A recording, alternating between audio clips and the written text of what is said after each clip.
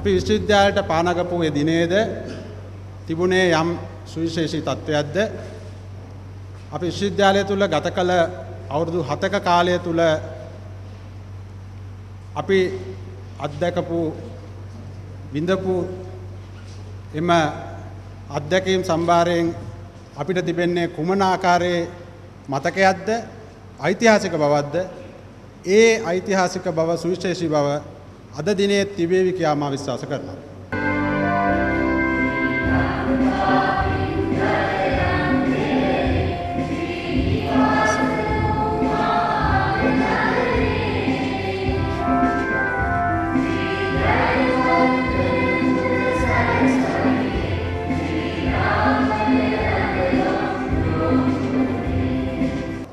Sunil sir රුපියල් 1000 කොළ වගේක් අරගෙන කතා කරලා අපේ සිකියුරිටි එකට දුන්නා. මම දන්නේ නැහැ සුනිල් සර්ට මේව මතකද කියලා.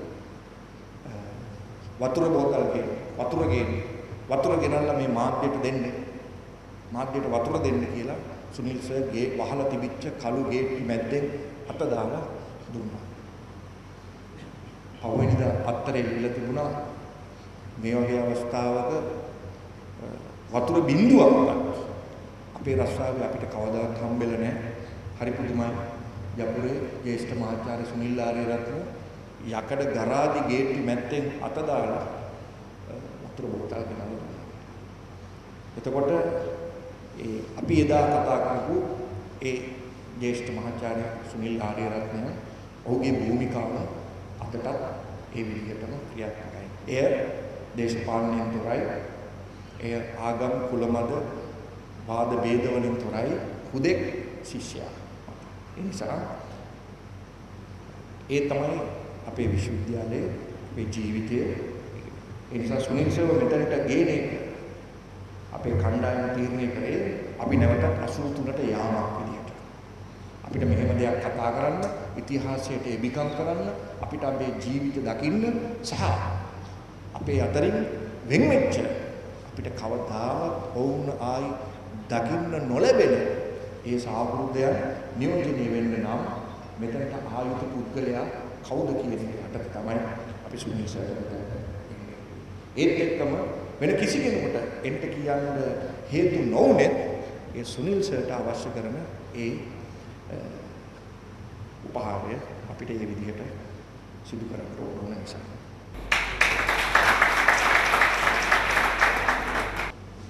ඇත්තෙන්ම ඔබ වගේම අපි ඒ කාලේ සමාජ දේශපාලන පීඩාව නිසා විවිධ ආකාර හැඟීම් ඇති කරගෙන තිබුණු උදවිය බෝම්බ හදන්න තරම් ශක්තිය ආත්ම ශක්තිය ශරීර ශක්තිය නොතිබුණු නිසා අපට බෝම්බ හැටියට පාවිච්චි කරන්න තිබුණේ වචන. ඒක නිසා අපි ඒ කාලේ සින්දුලි ස්වාධීන විශ්වවිද්‍යාල හැටියට පැවතිච්ච විශ්වවිද්‍යාල එයින් පස්සේ මණ්ඩප බවට පත් වුණා. හිටපු උපකුලපති මට මතක විදිහට හේම එල්ලාවල මහත්මයා මණ්ඩපාධිපති කෙනෙක් තරමට පිරිහෙළන ලැබුවා. මේ අවස්ථාව ප්‍රයෝජනට ගත්තේ එක්සත් ජාතික පක්ෂ රජයේ එක්සත් ජාතික පක්ෂය ඊළඟ ඉලෙක්ෂන් එක එන වෙලාවේ ජේ.ආර්. ජයවර්ධන දුන්න පොරොන්දුව තමයි අපි දිනුවොත් අපේ විශ්වවිද්‍යාල වලට යලි ස්වාධීනත්වය ලබා දෙනවා කියලා. කියන මණ්ඩප අයින් කරලා තනි විශ්වවිද්‍යාලය බවට පත් කරනවා කියලා ඒ පොරොන්දුව ජේ.ආර්. ජයවර්ධන ඉෂ්ට කළා. ඒ ඉෂ්ට කිරීමත් එක්ක තව දෙයක් සිද්ධ වුණා. අද විශ්වවිද්‍යාල විනාශයට පත්වීමේ ප්‍රධාන දෙයක් බවට පත් වෙලා තියෙනවා. විශ්වවිද්‍යාල උපකුලපතිවරුන් ජනාධිපතිවරුන් විසින් පත් කරනු ලැබීම. ඒ දක්වා එම සම්ප්‍රදායක් තිබුණේ නැහැ. මේ 71 අප්‍රේල් කරලෙන් පස්සේ විශ්වවිද්‍යාල එක්සත් ජාතික පක්ෂ රජය විශ්වවිද්‍යාල වලට ස්වාධීනත්වය ලබා දෙන අතරම විශ්වවිද්‍යාලවල උපකුලපතිවරුන් පත්වීමේ බලය ජනාධිපතිවරයා වෙත පවරගත්තා.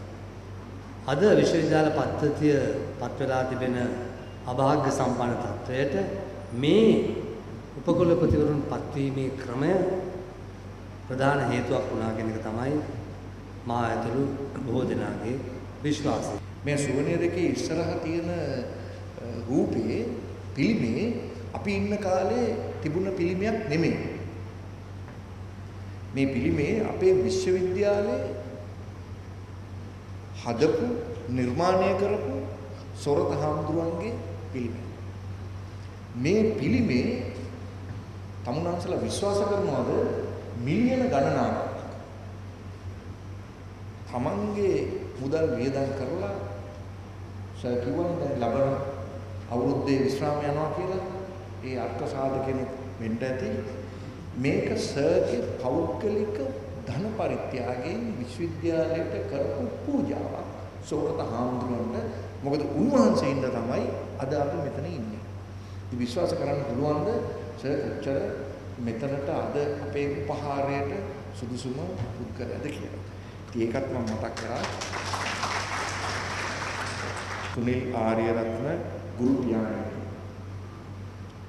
සාහිත්‍ය රසයෙන් විජුවට වපුරා සරසවි කෙත ඔබ ඇස්වැද්දුවා රන්වන් කරලින් පූදින්නේ අද අඳුරු දුනේ ඔබ දහදිය සුවඳයි අපරිමිතව පියසෙනෙහි පුදමින් නිරතුරු සුමගට පාර කියාදී පෞරක් මෙන් රැකවරුනේ යෙදෙමින් නොමැකෙන ලෙස ඔබ රැඳුනි හදවතේ මර්දන හස්තයේ රුදුරු අවි අරන් සරසවි බිම වටලා සිටි මොහොතේ ඔබ දිවි නොතකා අප දිවි රැකුමට පියාණෙනි ඔබ ගියා පෙරමුණටම ඔබයි ගුරුතරුව අප සිත් අහසට ඔබයි සෞම්‍ය සඳ අප සිත් අහසට මෙය ඔබට උපහාරයක්ම වේවා සිත් බැඳි ජපර 83 84 කණ්ඩායම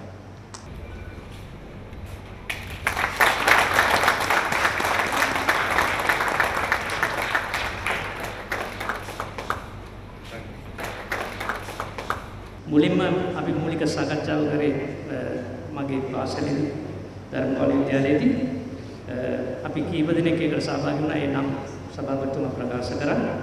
ඊට දෙවෙනි සාකච්ඡාවට ප්‍රොෆෙසර් රත්නායක අපේ හිතවතා මගේ නිල නිවසට ආවා. අපි ඒත් කීප දවසක් සාකච්ඡා කරා. ඊට පස්සේ තීරණාත්මක සාකච්ඡාවක් අපි ඊට පස්සේ ඇත්තටම මම විශ්වවිද්‍යාලයට ගියා. තවත් කීප දිනකට එන්න කිව්වා මේ ප්‍රොෆෙසර් රත්නායක මුණ ගැහුණා. එදා සම්පත් සහභාගී වෙන්න අවස්ථාවක් තිබුණේ නැහැ. අපි 3 දිනක් විතර එදා සාකච්ඡා කරේ. ඊට පස්සේ තීරණාත්මක රැස්වීම අපි කැන්දේව ජාපුරේදී සම්පත්ගේ ඩිපාර්ට්මන්ට් එකේදී ඒකට සෑහෙන පිටසක් ආවා.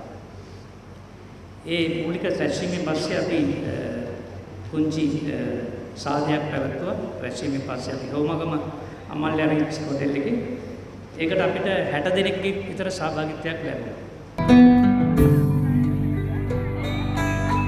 අන්තානේ කඳුළු සිතාරා පවමක් යන්නම්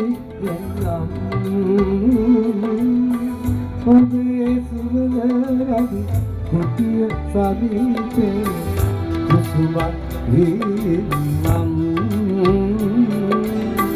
කුසුමක් හින්නම්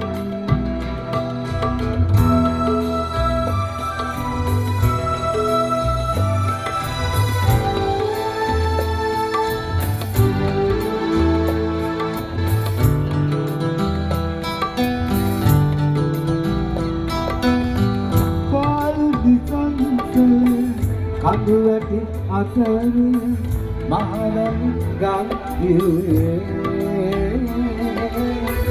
ඉරිපොද වැසිසේ නැගුණු සතුටු අල මිරිඟු සයුරවි අතීතයේ මිරිඟු සයුරවි අතීතයේ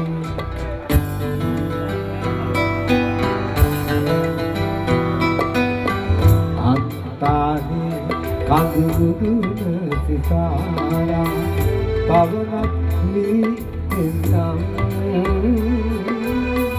ඔබේ සුවඳ රැඳි කුටිය සමීපේ කුසුමක් වේනම් කුසුමක් වේනම්